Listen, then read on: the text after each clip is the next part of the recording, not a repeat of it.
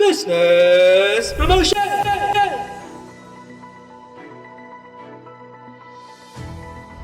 What's up mga ka-YTV? Kuya Ray here. It's time to give the spotlight sa mga products and services ng ating mga youthpreneurs.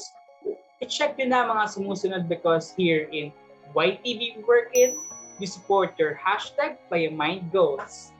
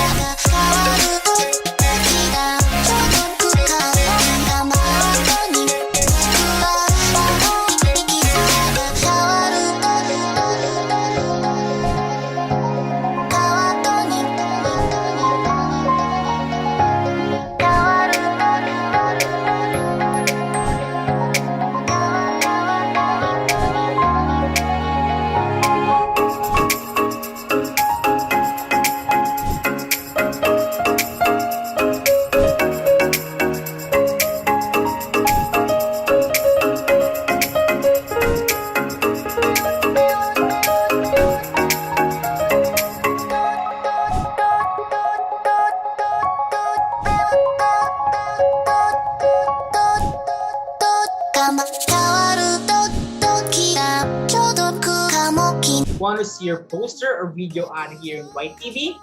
Comment down below or email us at workit.ytvs3@gmail.com. Dahil sa Workit, your business matters. Kaya huwag kalimutan to stay tuned for tonight's episode for another hashtag Paymind Goals. I-like and share na ang episode na ito. Tara, umpisahan na natin!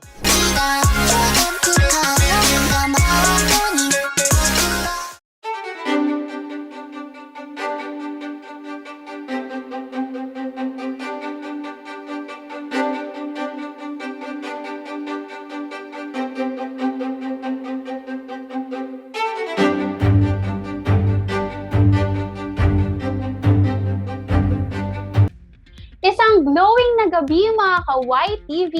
It's YTV WErk It Wednesday. Ako si Ate Ali, ang aliw at lively kabarkada ng Cavite, ang makakasama ninyo ngayong gabi. Kamusta mga ka-YTV? I hope you're all doing fine. Ako naman ang iyong kwelang kakwentuhan at kaibigan from Sampaloc, Kuya Roman. Kuya Roman, pansin ko parang yung get up natin tonight ay parang pupunta tayo ng isang pajama party. Ano po bang pinagkakaabalahan natin? Wala naman masyado, Ate Ali, pero may ginagawa kasi ako ngayon, nag-skincare routine ako. Eto, meron nga ako mga facial wash, moisturizer, toner, lotion, at facial scrub. Medyo nalilito nga ako, Ate Ali, kasi these are all skincare products. Meron nga mga cleanser and all, but ano ba mga pinagkaiba nila when it comes to skincare routine? Oo nga, Kuya Roman, sa pinakita mo pa lang, pati ako talagang nalito. Pero sa pagkakaalam ko, each skincare product is formulated to cater our skin needs. Kung ang katawan natin ay kailangan ng vitamins para mas makapag-function ng maayos, ang paggamit naman ng skincare product that contain best vitamins can have a profound effect on our appearance. Kaya mga ka-YTV, itag nyo na ang skincare buddies nyo, beauty enthusiasts, at inyong lovely besties para sa ating episode tonight.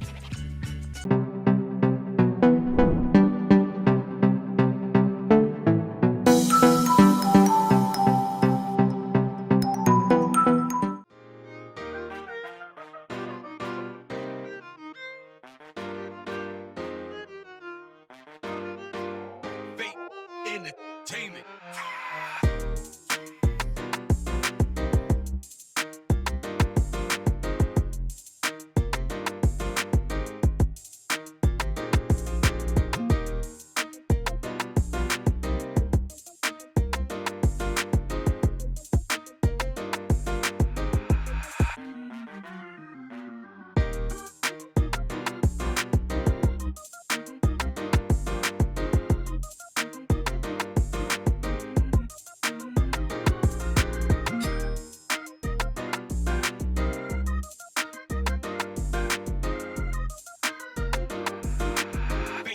Entertainment.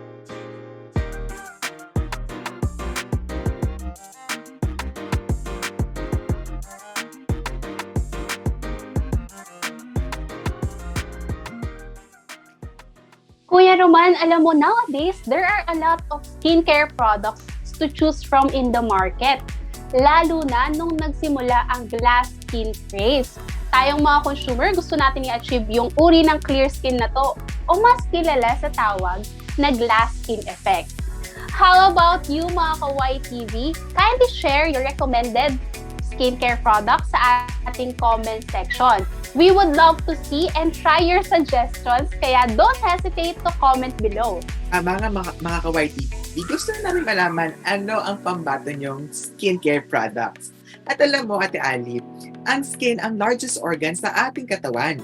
Malaki ang role na ginagampanan ng ating balat for us to look better and also feel healthier.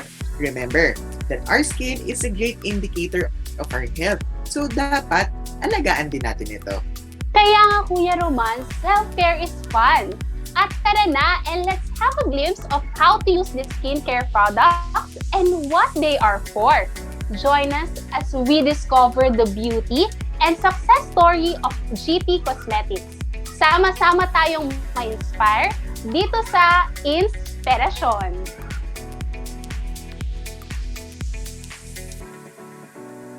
Welcome to Inspirasyon.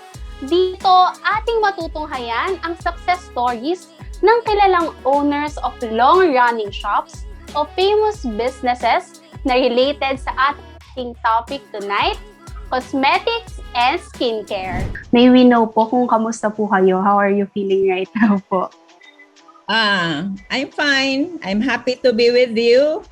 And actually, every time that I have an invitation or like this, an interview, I will always make myself available. Can you, kindly introduce yourself and your business to us and to the YTV audience po? Okay. I am Leonora Salvane. I am a chemical engineer, graduated at the University of San Carlos, batch 77. I am the founder and the owner of GT Cosmetics, and which is already on our 27th year operations. GT Cosmetics is manufacturing skincare and cosmetics products. We are operating we are supplying nationwide. And likewise, we are also supplying at Middle East, USA, Japan, Korea. Yeah, others are only those ordering from us, then we'll just send them for their own personal use. So GT Cosmetics po pala is known not just in the country po, no, pati international scene, talagang nag-reach na po yung operations nyo. Dahil nga po, sa 27 years na po kayong nasa business. Pero Miss Leonora, can you tell us po, more about your journey in the cosmetic scene. Paano po nagsimula yung dream nyo na magtayo? Is this really your first aim po na magtayo po ng cosmetics business po? I'm still in college. I did not dream of becoming a sales or whatever. But unfortunately, after I passed the board exam, I was a licensed chemical engineer.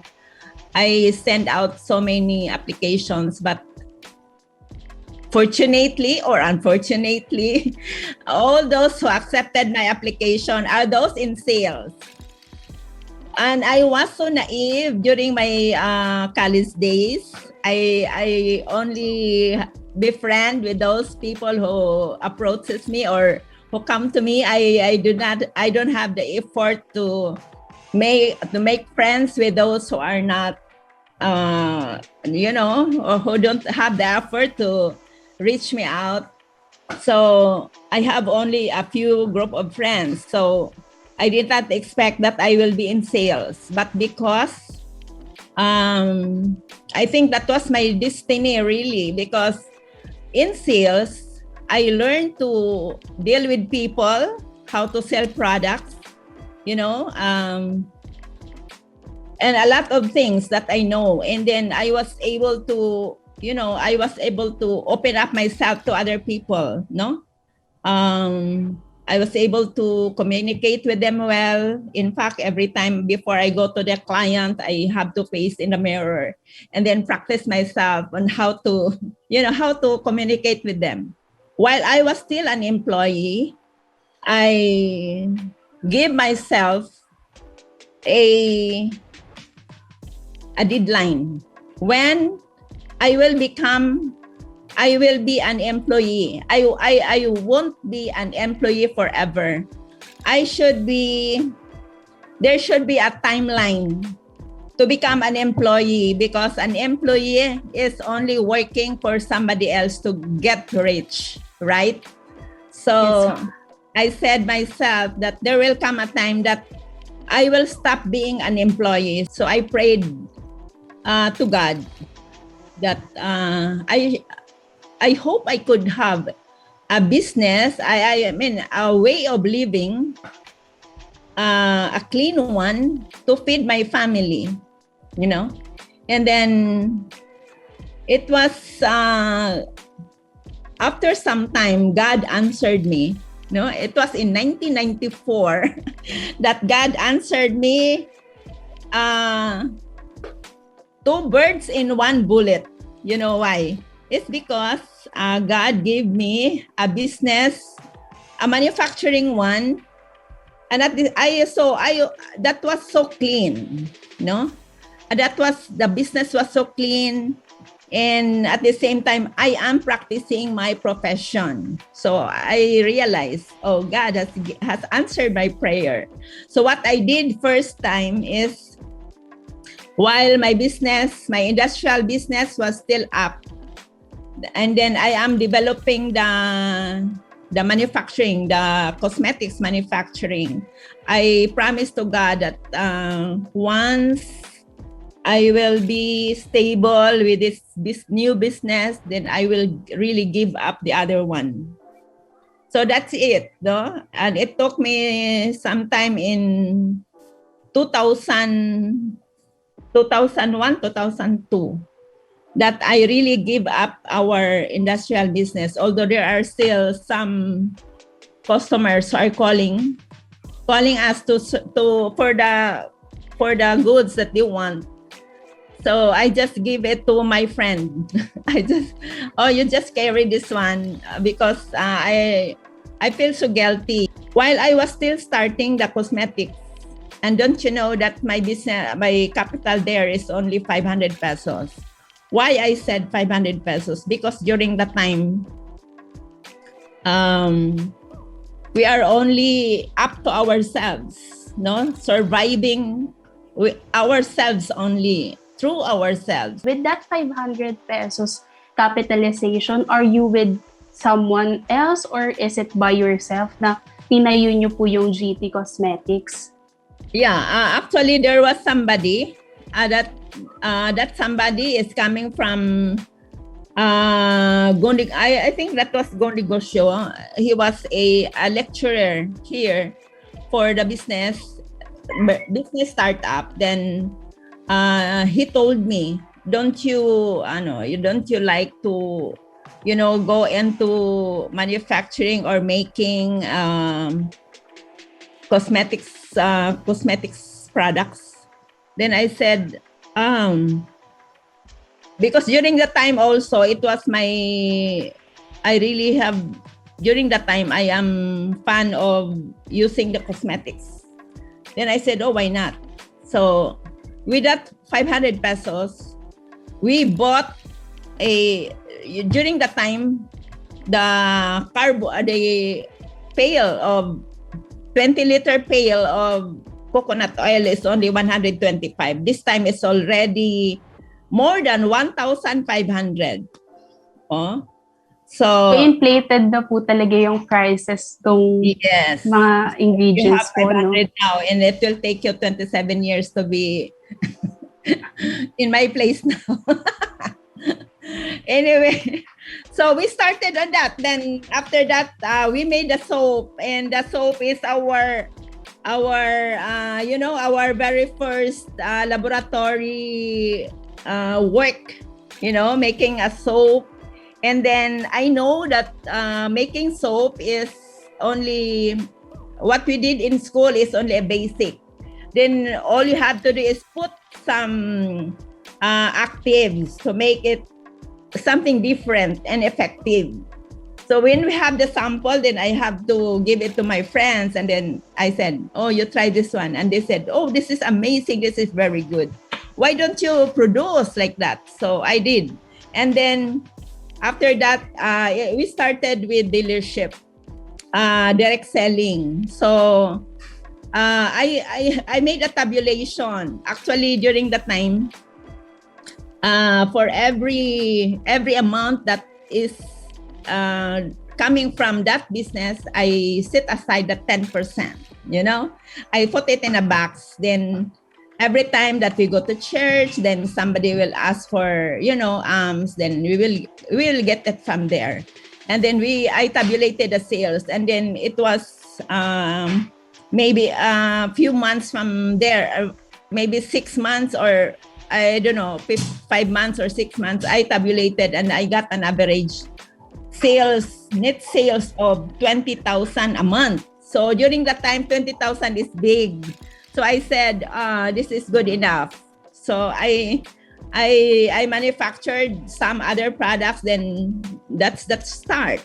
We started really as a family, and then later on, we hired the people in our neighborhood, those people who needed job. We even employ the people who are our neighbors who are drug dependents, and then they were able to reform with that. Once they have this, when we employ them, we give them some advice, and then they reform. Until now, they are still with us. So, Miss Leonora, may I ask po, where does the name GT Cosmetics came from po? GT, there is no meaning for GT before, I just said,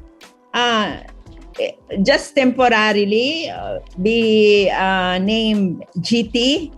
Oh, it sounds so hard to pronounce, but anyway, this is still temporary, and that temporary came until now. That is still GT. So when about 10 years after, I realized that GT should mean God's talent, because every time that a new product is there, then I ask for, guidance. Then somebody, some wisdom would come to me as telling me, this is good. I get the approval from above. Thank you for sharing that po, Miss Leonora. Sobrang amazing lang how GT, temporarily lang po siya dati. Tapos ngayon, talagang God's talent. And there's a proof of that. Kung tatanungin po, talagang alive ang GT Cosmetics as an evidence of God's talents po. Ngayong pandemic, alam naman po natin na all businesses are affected, especially their operations dahil COVID-19 has struck. Ano pong struggle niyo po ngayon na na-experience? If there's any po. Yeah, last March 2020 to June 2020, we are on lockdown. We shut down the plant. March, April, May, June. So that was about 3 months. March, April, May, June, 3 months. So during that time, when we had lockdown, it was good enough that God really prepares us for that. No, that was so unpredictable that will happen. So, but we know that God has prepared for us because that December, no, that year, the year that has passed, our warehouse were so full, you know. So during the time of pandemic until now, we are still consuming the previous stocks that we have, no.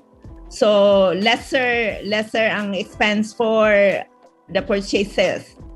No, not like before. No, last 2019 was the year na it was of abundance. Then we purchased a lot of raw materials, packaging materials, I don't know. But our warehouse was full. And then when the pandemic came, then we were producing, not buying anything, you know. And we are so happy enough that our that cosmetics is maybe we can call it essential also, because even if people are still at home and they are still wearing masks, they are still buying our products, you know, because they they want to continue their good looks by using our products. Given these challenges po, no, Miss Leonora, how did you work it or overcome all these problems po na nangyari? As you've mentioned po, it's unpredictable. So, paano nyo po nagawa ng paraan to continue po? Yes, during the time of lockdown, we supply our people with their salaries. Also, although that was considered as their calamity loan, but we also released half of their 13-month during that time. So, and we are also supplying them rice. And when they came back, it was our health protocols were complete. No, we gave them the gadgets that they need, the protection, then the alcohol, the alcohol, the soap, the everything, and we are preparing our plant before they came in. We are preparing our plant for the health protocols that we established in the plant. We have our doctor, we have our nurse in the plant, so everything goes smoothly. And until now, our employees are still working with us. So the passion and determination po for you and your business to overcome these struggles you've mentioned po is indeed inspiring. And I love how you mentioned that you always prioritize your human resources po, how despite the pandemic, you gave them salaries for them to sustain their needs po. So with all of this, how does your faith in God po help you with your success? Yeah, I believe that God will not give us a problem which we cannot solve. So we have to pray for strength to survive rather than praying for a life without problem, you know. The problem, the troubles that we have in life is always there, no matter what, no? Iba-iba ang klase na mga trials na we receive, but we should not pray for a seamless life, you know. problem-free life, but we have to pray for strength to overcome whatever struggles or whatever problems that we encounter, because God will not give us problem without a solution. We need to really pray po, no, for God to give us more strength to Yes. overcome each challenges. Kasi iba-iba naman po yun sa iba't ibang tao. So, hindi naman po natin talaga mapipredict kung ano yung mangyayari sa atin for the next Of course. days po. Finally po, Miss Leonora, can you give us hashtag Payamind Goals? Any Payamind goals for the youth watching us that wants to launch their own cosmetic line like you? Yeah, in this business, there are lots of competitors, lots of competitors. When I started this cosmetics business, many would say, you are having that kind of business. And, the market is already flooded. So I said to them, and until now, this is my words given to them. Know that no matter how busy or heavy the traffic is, no matter how heavy the traffic is, you will always have a space on the road. Got me? If you are driving, if you are driving in a very heavy traffic, you will always have a space. You will always have a space, your own space in the road. Now, because of the heavy traffic, you may be in a hurry. You may be in a hurry to reach your destination. So what will happen if you are in a hurry? You may be able to bump the other vehicles, and the more by bumping other vehicles, the more that you will not reach your destination, or makarating man kayo, but then mas matagal. Kasi you have to, there are still a lot of problems. So, ang sinasabi ko sa sarili ko na, okay, they are there, so the more the merrier. So, all I have to do is to make my product good. Different from theirs, that others would say, this is good. It is only word of mouth. We only depend on more on because that is more of a testimonial, that they would say something good of your product, then that's good enough to convince your friends to use one. So thank you po for that Payamind tips na business is like driving. You need to have, or you need to drive at your own space and at your own pace in order to reach your goals. Especially from your competitors or other vehicles around, kasi mas matagal kayo makarating. So ngayon po, we'll give you po the chance po to promote. Ano po ba yung mga best sellers ng GT Cosmetics? Can you tell us po and the YTV audience po? Yeah, in the first place, since we started with papaya soap, then carrot soap, then bleaching soap. Now, until now, the carrot soap is our flagship.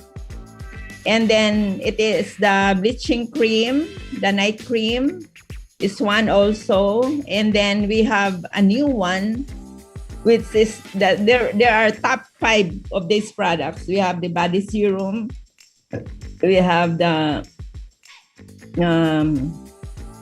carrot lotion, carrot soap, bleaching cream, and bleaching soap. Those are the top 5. And those are our original, 3 of those are our original products that until now it's making good. Actually, GT Cosmetics is FDA certified, GMP certified, halal certified, ISO certified, ISO 22716, ISO 1901 2015, because our product is safe, Even babies can use it. You know, there is no harsh ingredient in the product. Mga kabataan, kayo naman ang bida dito. Kamustahin natin ang mga aspiring youthpreneurs with their business ideas turned into an actual shop. Dito lang yan sa Negosyo. Samahan nyo kami sa kwentuhan with Miss Clarette Ruben, a youth servant from the Minor Basilica of the Black Nazarene, and the owner of the Glow Up Everyday Skincare. So, nag-start po kasi ako sa 2,000 pesos. Yung perang yun, hindi ko pa yung pera siya ng partner ko. Sabi ko sa kanya, magre-reseller muna ako. Nag-reseller talaga ako ng ibang skincare product. Tapos, okay naman siya nung una. Kaso habang tumatagal, humihina yung renta kasi ang dami na namin sa lugar na, sa Quezon City, sobrang dami namin resellers. Sabi ko, magtatayo ako ng sarili kong business. Una kong business, bago pa itong skincare ko, is cosmetic. Nag-start ako sa lip scrub. Tapos hindi siya pumatok. Naglabas ako ng lip tint, hindi rin siya pumatok. Para madaling nalugi talaga siya. Pero may natira pa kasi akong pera noon mula doon sa pinag-reselleran ko. Tapos, sabi ko, skincare. Kasi matagal ko na talagang pangarap ang skincare. Since high school, kasi nabubuli ako dati. Nabubuli ako, hindi dahil may pimples ako, hindi dahil may dark color ko. Nabubuli ako kasi hindi daw ako maganda. Sabi, maputi lang daw ako. Pero ever since kasi maputi na talaga ako since birth. Sabi ko, hindi ako papayag na hanggang dito lang ako. Kaya nagtayo ako ng sarili kong brand. Tapos, nag-sold out yung sabon namin. As in, nag-sold out siya. Yung 10 times power whitening soap namin, nag-sold out. Tapos, nagre-reklamo na sila. Wala na daw ba ako sabon? Kailan daw pagkaka-restock? At that time, nasa hospital ako. So, nirarush ko yung manufacturer ko na, Ma'am, please, gawan nyo na ako ng sabon kasi naghahanap na yung mga buyers. Tapos, ayun, tumuloy-tuloy siya lumakas. Hanggang sa nagkaroon na ako ng lotion, nagkaroon na ako ng ibang variant ng sabon, nagkaroon ako ng rejuvenating set, ng mask, scrub, ng mga iba't ibang products. Ngayon may mga, kumuha na rin ako ng ibang tauhan na magre-repack kasi ito lang, last week, umabot ako ng 1,000 parcels na order, 1,000 plus. Iba talaga si God magbigay ng blessings. Dati kasi, dumating din ako sa point, nung naghihirap talaga kami na sobra po. Dumating din po ako sa point na, tinatanong ko siya. So siya, bakit? Ba't ganito? Ba't ang hirap? Bakit ang hirap na nga namin, tapos puro pagsubok pa. Pero, siguro, sabi ni Lord, kalma ka lang. May bibigay ako sa yung blessings. Bibigyan kita ng direction sa buhay.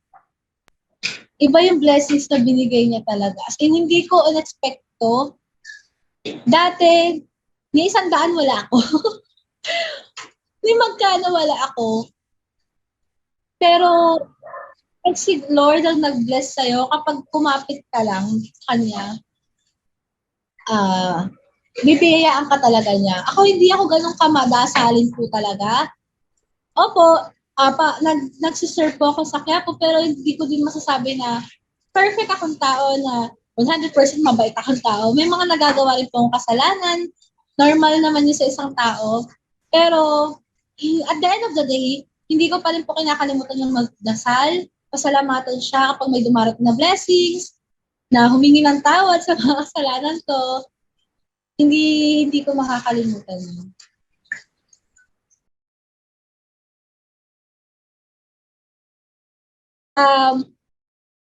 Naisip ko nga na wala talagang madali. Hindi madaling kumita. Pero, kung i-compare ko sa naging buhay ko dati, mas gugustuhin ko na napapagod ako, na mayroong napatutunguhan yung pagod. Doon nag-umpisa si The Glow Up. Nag-umpisa talaga siya sa insecurities, nag-umpisa siya sa pangbubuli ng ibang tao, nag-umpisa siya sa pangmamaliit ng ibang tao, kaya nabuo si The Glow Up. Kaya hanggang ngayon, lumalabas yung Glow Up. Kasi maraming competitors, ang daming kalaban na, daming lumalabas na products. Pero, ayun nga, kanya-kanya naman tayo ng way ng pagpo-promote, kanya-kanya din tayo ng way kanya-kanya tayo ng products na nilalabas. Kaya tuloy lang ang laban. Yun din yung mga lagi ko sinasabi sa mga kapwa ko small business owners na kung naiisip mo na sumuko, wag. Isipin mo muna kung saan ka nag-umpisa, kung para saan ka nag-umpisa, kung para kanino ba siya. Doon mo malalaman, doon mo maiisip yung sagot dun sa mga doubts mo eh.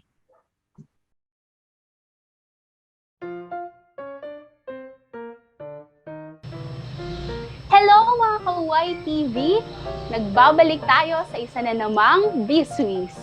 For sure ay na-inspire na kayo sa mga businesses featured sa ating inspirasyon, kaya naman gusto na natin magkaroon ng very own nating negosyo. Sa mga nakaraang episode ay natutunan na ninyo kung paano ba mag-open ng bank account and even online bank account. Ngayon naman, kung meron ka ng kapital, meron ka ng business plan, at decided ka na talagang ituloy na buksan ang iyong business, we are here to help you sa pinakamadugong pag-aasikaso ng permits. Permits.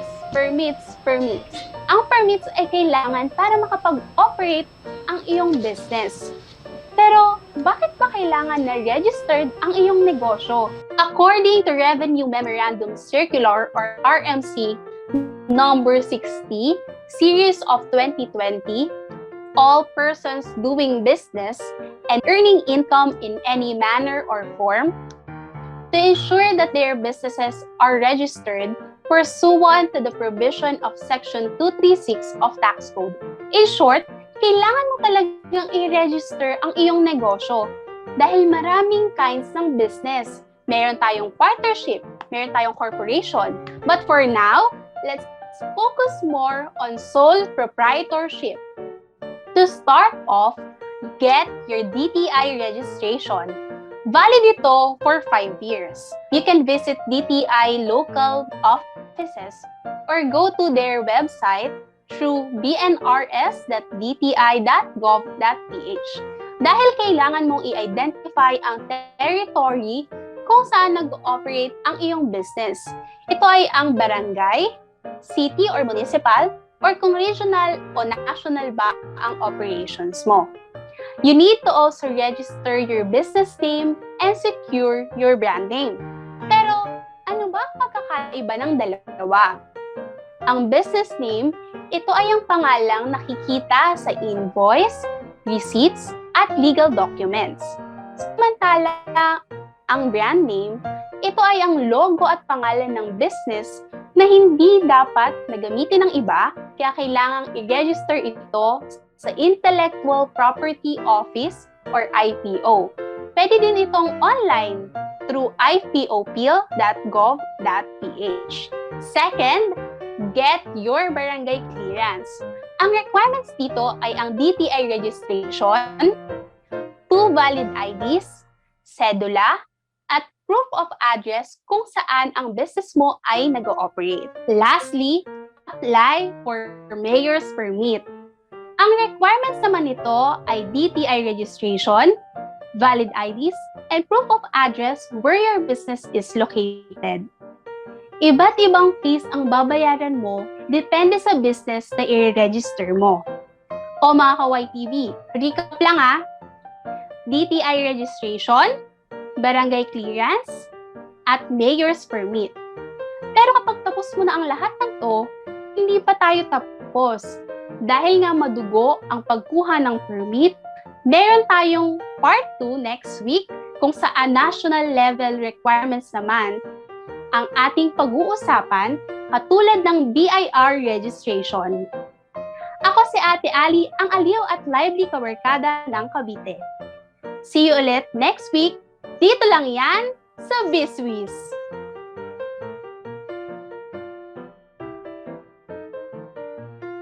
Thank you po sa ating mga guests for tonight for giving us the insights about proper skincare routine and of course, how to develop one's passions into earnings. gumanda at pumogi ka na, kumita ka pa. Ang inspiring talaga, Kuya Roman, no? Ako, I learned from our guests na iba't iba ang motivation ng business owners sa pag-put up nila ng kanilang businesses. Kay Miss Nora, nag-set siya ng timeline for herself na hindi siya forever empleyado. At nag-strike sa akin yung sinabi niya na be your own boss. Kay Miss Clarette naman, aside sa needs ng kanyang baby as a mother, yung needs din ng family niya, yung kailangan niyang tugunan. At doon siya mas nagpursige i-achieve yung kanyang matagal ng pangarap na magtayo ng skincare business. Tama ka dyan, Ate Ali. And you know, it's just amazing how we can transform not only our physical appearance but also our spirituality by integrating our faith with self-improvement. Kaya kayo mga ka-YTV, ano ang takeaway ninyo? I-comment nyo na sa ating live stream at i-share ang inyong hashtag #PayaMindIdeas.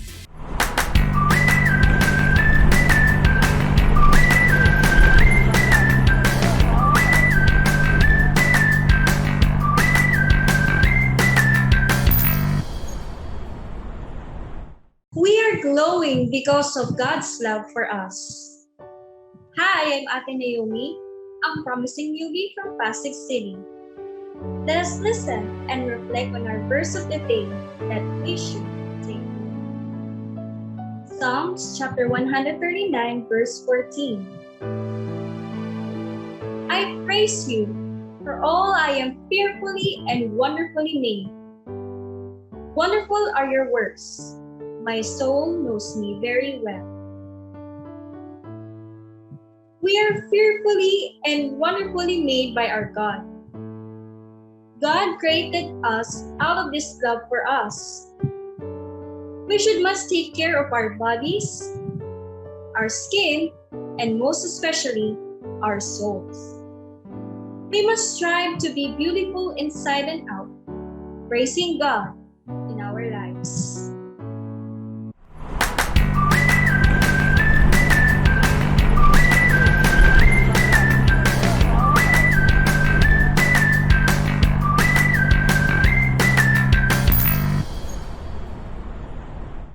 The younger you start it, the better. But it is never too late to establish healthy habits.